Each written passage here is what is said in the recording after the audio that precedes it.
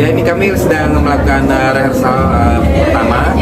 Besok ada rehearsal kedua dan lusa kita udah show ya. Udah langsung show-nya. Pertama mungkin untuk kami sendiri, untuk dari YMF, dari Kahitna, Yovie and Nuno, Arsy, Lima Romeo, ini konser besar pertama kali lagi kita setelah pandemi ya. Jadi tentu ini satu hal yang sangat menyenangkan banget. Tapi memang kondisi itu persiapan kami itu memang ada beberapa peristiwa besar yang dari konser sebelumnya ke konser sekarang itu ada banyak sekali yang dikomunikasikan. Punya apa, Yovie and Friends masukan penyanyi-penyanyi yang bekerja sama dengan rekaman dengan saya, kalau mungkin dari angkatan pertamanya Kahitna, lalu Biswa, Glenn Fredly, Rio Febrian, Marcel, Rosa, Yovie and Nuno, Raisa, udah ya. Lalu juga sampai Andin ya, sampai ke generasi terbaru sekarang dari mulai Lima Romeo, Arsy Widianto, lalu ada Yadrat Yawar Atiara Ziva, berbagai generasi. Tapi kami bermain bersama. Tapi memang dari yang sebelumnya di 2018 ya, terakhir kita sebelum kita tour itu kita masih ada format dengan Tulus dan almarhum Glenn, tapi sekarang Glenn udah tidak ada. Tapi kami akan membawakan juga lagu yang fenomenal yang lahir kolaborasi dengan Glenn.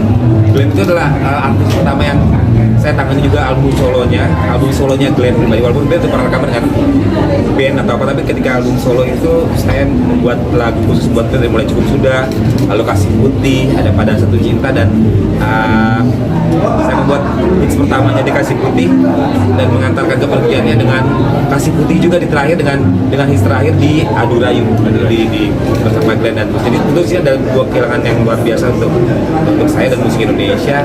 Dan berikutnya baru sekitar 2 minggu yang lalu ya, kami kehilangan sahabat kami, Carlo sahabat yang menjadi motor pertama grup Kahitna menemani saya gitu, yang memilih teman-teman semuanya dari mulai Heidi sampai ke Mario.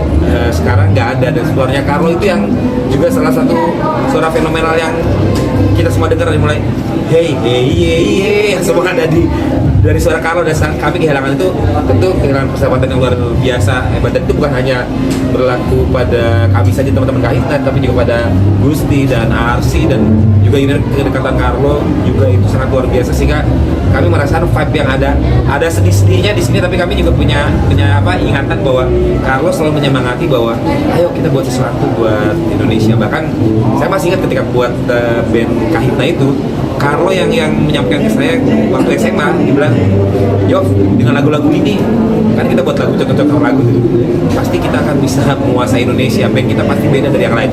Saya hanya ketawa-ketawa aja karena saya orangnya nggak pernah memikirkan apa yang besok ya, mungkin belum tentu ya, kita doa. Tapi Carlo tuh sangat optimis, kita akan keliling dunia dari band ini.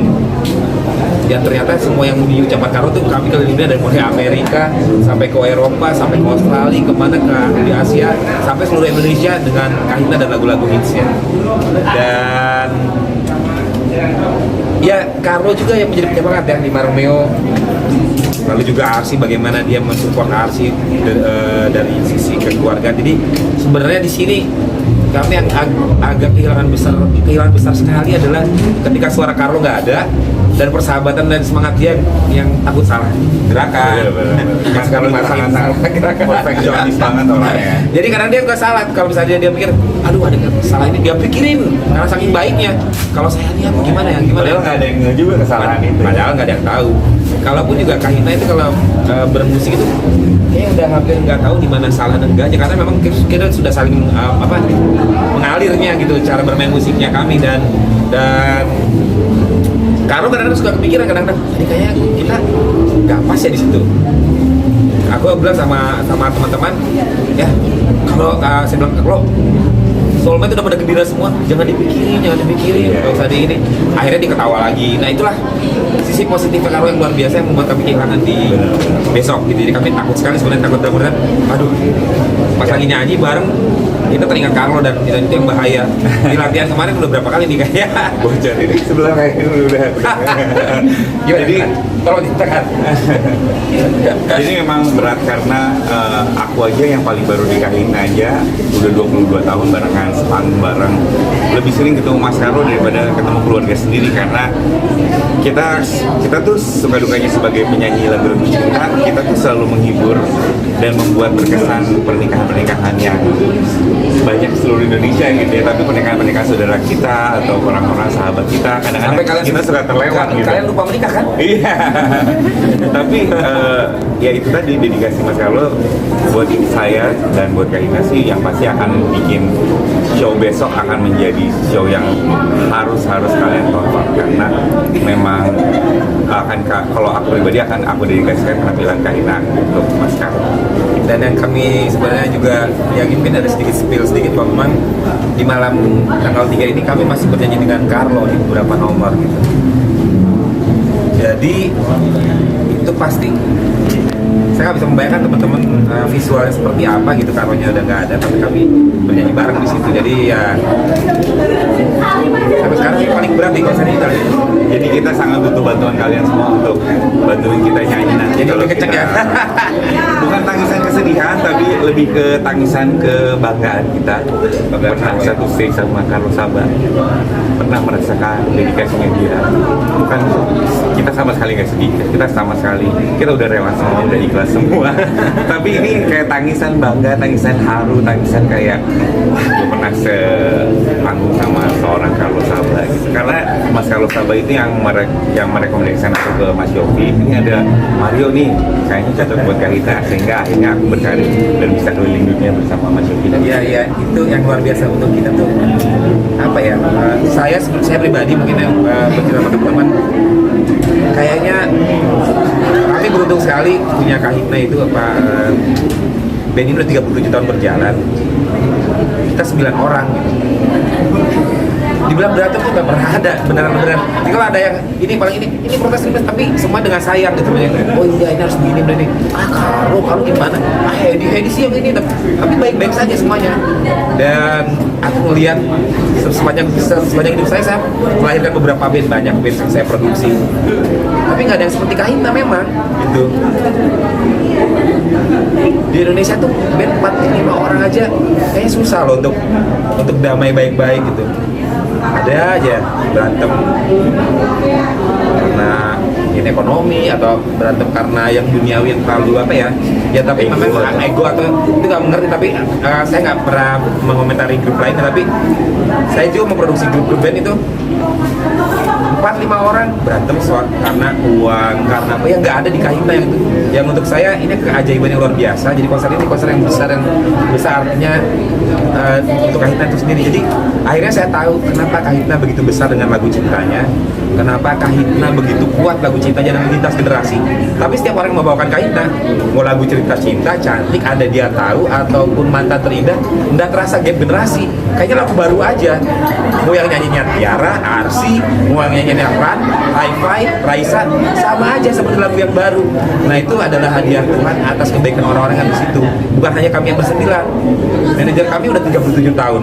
Kru kami, kru keyboard kami ada yang udah 30 tahun, 32 tahun, 25 tahun, sampai sekarang masih ada semua. Jadi kenapa Kak Hipna besar dengan lagu-lagu cintanya? Bukan karena lagunya saya yang bagus, bukan karena saya yang hebat buat musik, tapi ada cinta yang besar di sekeliling itu yang membuat ini menjadi, menurut aku ini anugerah Tuhan yang luar biasa buat saya, buat kami, buat Indonesia juga dengan adanya Kak Hipna ini. Karena kalau yang pinter buat musik, yang jago buat musik, saya yakin bukan cuma saya, pasti banyak yang lebih pinter, banyak yang lebih bagus. Tapi Kak Hipna itu, saya nggak yakin itu berapa 100 tahun, 200 tahun lagi akan ada grup 37 tahun bareng-bareng, saling menyayangi, saling menghormati, punya satu kekuatan. Dan sampai sekarang kalau job dibuat ke 28, jobnya kadang-kadang 32, debut 3 kali, nah itu Kahitna. Sampai saya banyak bolosnya sejujurnya teman-teman, karena saya jadi produser buat Arsi, produser buat Biodra, Tiara, Ziva, Rima Romeo dan sebagainya. Jadi saya kadang-kadang habis itu saya nggak ikut, ada pemain pengganti yang juga sangat bagus juga. Jadi semangat Kahitna itu yang membuat saya bangga, dan saya ada di konser ini, hadir di konser ini bukan karena saya pribadi, tapi saya melihat semangat Kahitna yang luar biasa yang memberikan pengaruh pada musik saya, dan saya tularkan mulai kepada ke Tulus, ke Raisa, ke Yura, ke Rosa, ke semua komunitas di Yovenis Friends. Jadi untuk saya sekali lagi ini keberuntungan luar biasa, anugerah yang luar biasa. Jadi saya mungkin nggak tahu bicara apa lagi, karena yang menegangkan buat saya di situ sebenarnya sejujurnya, kalau bermusik teman-teman sudah tahu lagu-lagu saya, insya Allah teman-teman sudah tahu Cantik, Menjaga Hati, apa ya, Janji Suci yang tiap minggu kelihatan di nikahan juga ada lewat Yovie Nuno gitu. Yovie Nuno aja sama Kahitna itu beda banget. Kahitna 9 orang, Yovie Nuno udah berapa ganti formasi, udah 5, 6, 7 ganti formasi. Tapi alhamdulillahnya juga saya punya beruntung punya Yovie Nuno, udah 7 ganti formasi, 7 kali ganti formasi, keluarganya tetap baik semuanya, semua menjadi baik, menjadi sesuatu keluarga yang besar yang baik. Dan senang sekali sih, nggak ada harus ada masalah-masalah yang berarti. Jadi kalau saya melihat teman-teman lain yang punya masalah dan sebagainya, saya cuma nggak pernah memberitahu apa-apa, tapi saya hanya membagi kalau di Kahitna seperti ini mungkin bisa cocok sama teman-teman atau mungkin enggak. Tapi saya selalu berharap bahwa musik dan cinta bisa bertahan begitu besar, dan saya rasa Kahitna adalah jejak cinta yang hebat buat musik Indonesia. Jadi saya bersyukur punya Kahitna, punya sahabat-sahabat seperti Hedi, Mario, Karul, dan penerus-penerusnya seperti Arsi, Gusti, Tiara, Liodra, Ziva, sampai banyak musisi-musisi yang membawakan karya-karya saya. Jadi besok tanggal 3 adalah merayakan itu semua. Tapi kalau misalnya ada sedikit-sedikit sedih karena yang tadinya ada Urayu, ada Glenn, sekarang nggak ada. Lagu-lagu cinta yang tadinya ada Mas Carlo, sekarang nggak ada. Jadi energi kalian yang datang, para teman-teman pers yang kalau perlu di sana ya sambil bertugas sambil nyanyi juga sekenceng-kencengnya, itu menjadi menambah energi yang luar biasa buat nyanyi. Karena menyanyi kadang-kadang begitu ngeliat ingat bagian apa, dia nyanyinya kayak gini ya biasanya. Dia itu terbaik-baik di alam bawah sadar kita. Kemarin baru latihan sekali aja udah sekali ya, kangennya langsung. Dan susah ya, karena susah nyanyinya gimana besok ya teman. Kita Kahitna bersembilan dari awal sampai akhirnya mau memisahkan gitu ya, karena kita udah punya part masing-masing. Jadi ketika kita saut-sautan ada yang satu yang nggak ada nih gitu, dan nggak akan ada lagi, itu yang bikin bingung kita. Cuman kita akan berusaha sebaik-baiknya, tentu aja akan ada adjustment. Kalau dari Asi gimana sih? Kalau dari aku pribadi, tadi yang memang dibilang sama saya, Carlo sangat berjasa buat Arsi dari proses.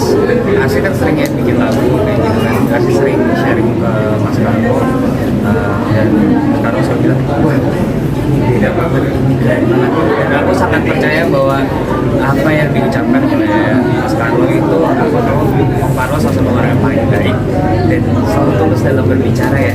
Jadi setiap Carlo komen kasih masukan, pasti aku selalu yakin percaya itu menjadi sesuatu yang sangat lucu, ada sesuatu yang menarik. Dan jadinya untuk persiapan aku di konser ini ya semoga aku bisa ngasih yang maksimal, dan juga memberikan yang terbaik dalam mengingat Carlo juga, karena aku juga akan menyanyikan lagu kakak-kakak ini juga. Jadi semoga kakak ya. kalau di depan panggung harus manggilnya kakak. Jadi ya semoga menyenangkan. Ya tentu rasa sedihnya ada, tapi ya harus bagus. Baik buat teman-teman semua yang hadir. Jadi teman-teman energi kalian harus bagus. Kalau dari Gusti gimana Gusti? Gusti ini penyanyi JWMF, penyanyi solo juga. Dia lagi baru buat film sama Arsi. Dia ada di Rima Romeo. Tapi banyak main film sekarang, sama main ini ya, teater. Kalau tentang Bang Carlo gimana sekarang? Aku kebetulan sama Mas Yofi itu Iya. 2012 ya, 11 tahun mengenal Mas Yofi, Kahitna, Arsi, ya, salah satunya Mas Carlo. Mas Carlo sendiri sebenarnya sosok yang sangat perhatian dan baik sih. Itu yang kami rasain ketika mendengar kabar itu masa kehilangan, tapi kami yakin nanti di konser tanggal 3 nanti semangat Mas Carlo pasti ada di kita semua. Udah pernah ini juga kan kadang masalah ini harusnya gini gini ya. Jadi gitu teman-teman, mungkin saya nggak bisa terlalu banyak cerita. Mungkin yang sekarang harus kita disuruh Hedi ya, dari tadi diem terus. Mas Yofi berarti bakal ada tribute Mas Carlo dan Glenn. Mungkin lebih tepatnya kami memang kan dalam setiap langkah itu selalu mengenang sahabat-sahabat dan teman-teman. Kalau secara khusus memang ada part-partnya, baik untuk Glenn, almarhum, dan juga pasti almarhum Carlo ada tempat yang penting untuk musiknya kami, sehingga tapi itu jelas seperti apa gue kalian datang deh. Jadi kejutannya akan terjadi besok. Jadi kalau misalnya diceritain kan gak seru ya, dan memang New Life Entertainment ini kali ini tidak ada kerja sama aku tidak membuat streaming ya, tidak membuat streaming. Jadi aku tanya kenapa sih harga tiketnya mahal banget sih, aku deg-degan loh aku bilang itu ini sampai 6 juta 600 kok lebih mahal daripada grup-grup yang dari luar kan gitu. Tapi Mas Dino kemarin buat statement kayak 6 kali kerjasama sama kita, 6 kali sold out, dan alhamdulillah ini pasti bukan karena kami, tapi ada sayang yang besar dari pecinta musik Indonesia. Terima kasih atas sayangnya, karena mau harganya mahal dari apa, tapi kalian berusaha mungkin mengumpulkan untuk apa, untuk kita dulu sebuah kehormatan yang luar biasa, dan kami berjanji menampilkan yang terbaik yang kami bisa. Dan tentu dari jejak lagu aja, sebenarnya lagu yang dihasilkan itu kalau untuk konser besok pasti kurang.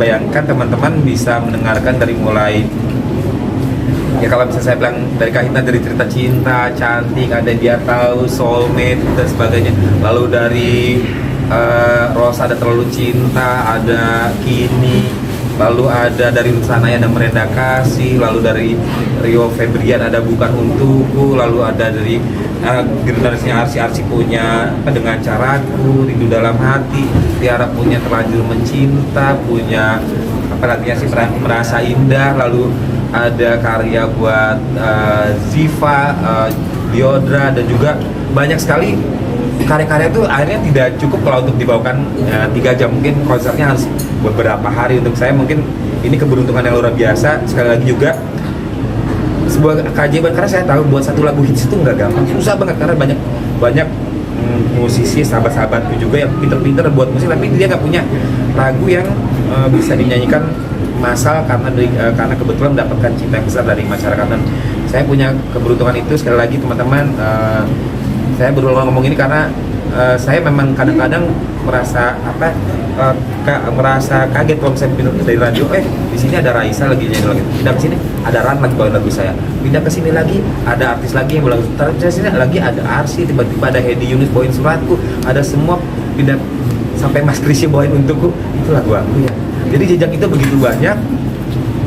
Saya yakin betul ini pasti karena doa-doa manajemen saya menjaga saya 37 tahun. Ada Mang Anwar, ada Mas Bedi, ada Om Yatno, ada Om Beki. Itu kerja sama Mang yang ada yang kerja di itu, doanya luar biasa sehingga lagu saya bisa buat dikenang. Apa itu karena Yofi yang pintar, jago banget loh. Orang suka bilang manggil saya maestro. Nah, enggak gitu juga lah. Sama semuanya bagus-bagus saja. Tapi ternyata ada doa yang besar itu yang membuat Kahitna besar, dan lagu-lagu saya bisa diterima dengan cinta yang begitu besar. Jadi besok juga acaranya sold out, bukan karena saya yang hebat juga teman-teman, tapi karena kita kalian hebat. Jadi terima kasih. Besok kita datang, kita merayakan cinta, kita berdoa bersama untuk kemajuan musik Indonesia dan industrinya semakin maju, semakin damai, dan semuanya baik-baik saja untuk hal yang lebih baik ke depannya.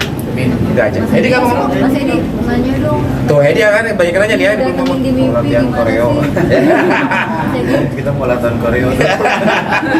Enggak. Datengin di Cerita mimpi gimana dengan gimana? katanya didatengin mimpi Carlo waktu itu kemarin. Jadi yang didatangi mimpi itu bukan cuma saya aja, ternyata kemarin Pak Budi juga, Budi Drum, kalau datang, kemudian manajemen juga ada yang datang. Kalau saya itu ya yang saya lihat di Instagram aja deh, ceritanya pokoknya gitu aja.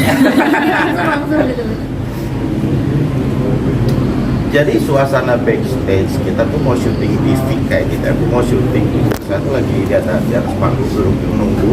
Ini tuh orang jadi kayak bagi apa ke wire gitu. Saya tuh lagi melamun karena saya ditugaskan untuk membuat koreo, tapi koreo itu kayak ternyata mimpi kan banyak yang nggak masuk di akal.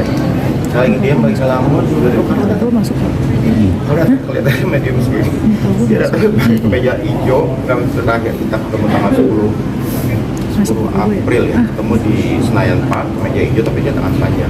Melihat ini tapi dia tuh pandangannya ke tengah ke depan. Saya di sini, lo di mimpi itu tahu karena itu udah meninggal. Lo bukan di sini, dia cuma gini. Katanya Jero datang sambil ketawanya jadi. Udah gitu aja, udah gitu saya peluk, dia nggak ngebalas, dia sibuk ngulung tangan. Udah habis itu udahlah, pokoknya kurang lebih ada percakapan itu pasti Jero datang sambil senyumnya kan dan itu ya gitu aja. Udah dong. Kita masih harus latihan nih. Kurang lebih seperti itu teman-teman. Jadi sekali lagi terima kasih. Tanggal 3 saya harapkan bantuan untuk buat teman-teman yang mungkin belum dapat tiket, kali-kali aja kan. Kadang-kadang ini kan beli tiket banyak-banyak tiba-tiba ada nggak bisa datang, daripada nggak bisa datang atau reseller atau apa, kalian beli aja dari situ daripada nggak dipakai, sayang banget. Tapi kalau di gue hadir udah sold out ya, sudah tidak ada tiketnya. Terima kasih atas perhatiannya, terima kasih buat semuanya. Semuanya teman-teman. Foto dulu Mas Yofi.